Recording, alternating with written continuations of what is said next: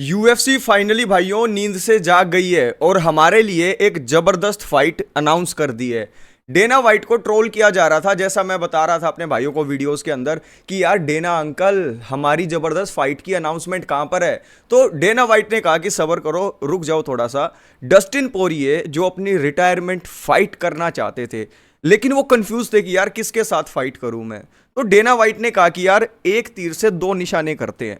तो आज के इस वीडियो में एक तीर से दो निशाने कैसे मारे गए हैं, यानी कि डस्टिन पोरिये को मैक्स होलोवे के साथ बीएमएफ टाइटल फाइट भी मिल गई है। लेकिन यहां पर एक कैच ये है कि अगर डस्टिन पोरिये यहां पर जीत जाते हैं, जिसके चांसेस बहुत ज्यादा हैं क्योंकि पिछली दो फाइट जो इनके बीच में हो चुकी है उसके अंदर डस्टिन पोरिये जीत गए थे, मैक्स होलोवे को हरा दिया था। तो तीसरी fight will be no different according to me. लेकिन फिर बीएमएफ टाइटल का क्या होगा, ये बेल्ट कहां पर जाएगी? क्या डस्टिन पोरिये एकदम से यू टर्न तो नहीं ले लेंगे, कहीं वो रिटायरमेंट वापस तो नहीं ले लेंगे शाहिद अफरीदी की तरह बार बार? लेकिन यहां पर एक चीज मैं कहना चाहूंगा कि डस्टिन पोरिये की ये रिटायरमेंट फाइट होगी। उन्हें एक लेजेंड चाहिए था, उन्हें एक ऐसा फाइटर चाहिए था जो उनके रेज्यूमे के अंदर उनकी लास्ट फाइट को ऐसा दिखाए कि वाह क्या बात है। तो मुश्किल से मुश्किल मैक्स होलोवे उनको मिल सकते थे बीएमएफ टाइटल फाइट के लिए, और ये फाइट अब फिक्स हो गई है। इससे पहले कि मैं इस फाइट के अंदर होगा क्या और यूएफसी ने यह पूरा गेम क्यों सेट किया है इसकी बात करूं, इस वीडियो को लाइक कर दीजिए अगर आपको पसंद आई हो, और इस चैनल को सब्सक्राइब जरूर कर दो मेरे भाइयों। लाइटवेट डिवीजन में डस्टिन पोरिये और मैक्स होलोवे दोनों फाइटर हैं और टॉप 5 के अंदर है। तो यहां पर बीएमएफ टाइटल भी अभी लाइटवेट डिवीजन में चल रहा है।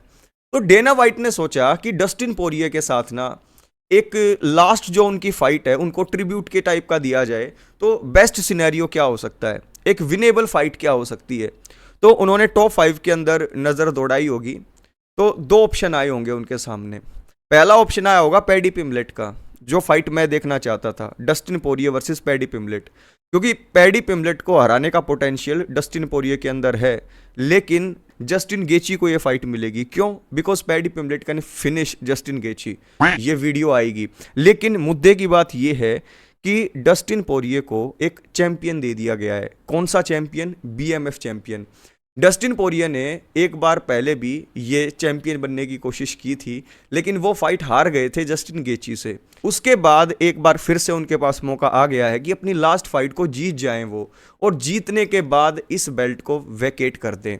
अब इस बेल्ट को वैकेट करने से होगा ये कि ये बेल्ट ना 155 से रिलीज हो जाएगी। जैसा कि आपको पता है 170 के अंदर आई थी, ये होर्हे मासविडल थे पहले चैंपियन।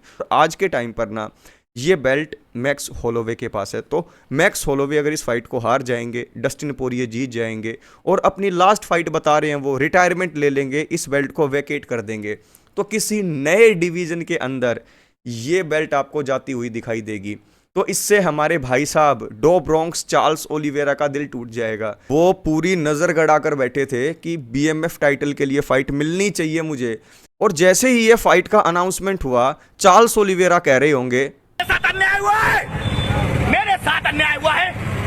लेकिन भाई कोई बात नहीं, यूएफसी में ऐसे ही चलता है। यहां पर मैक्स होलोवे के खिलाफ डस्टिन पोरिये को एक अच्छी फाइट भी मिल गई, उनके रिटायरमेंट का प्लान भी हो गया, और अगर डस्टिन पोरिये हार जाते हैं तो भी यूएफसी को कोई इतना ज़्यादा घाटा नहीं होगा।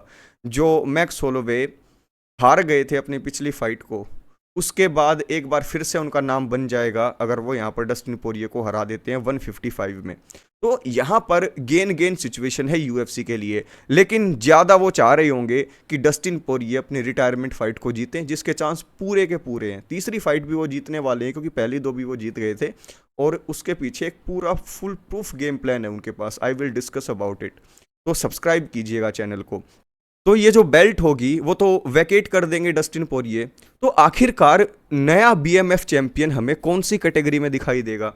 देखो, मुझे लॉजिकली लग रहा है कि 170 के अंदर वापस चली जानी चाहिए ये बेल्ट, क्योंकि 170 के अंदर यार इतने ज़्यादा कंटेंडर हो गए हैं और रियल किलर्स भरे बैठे हैं वहाँ पर। तो मुझे ऐसा लगता है कि BMF title should belong to welterweight division, because that is the most stacked division right now.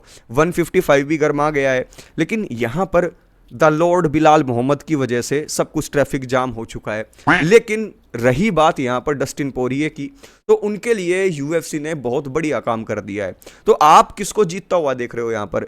Max Holloway आपके हिसाब से अपने बीएमएफ टाइटल को डिफेंड कर लेंगे, या फिर डस्टिन पोरिये हरा देंगे मैक्स होलोवे को और ये बेल्ट हो जाएगी खाली? और कौन से डिवीजन में जाएगी, कमेंट कर दीजिएगा।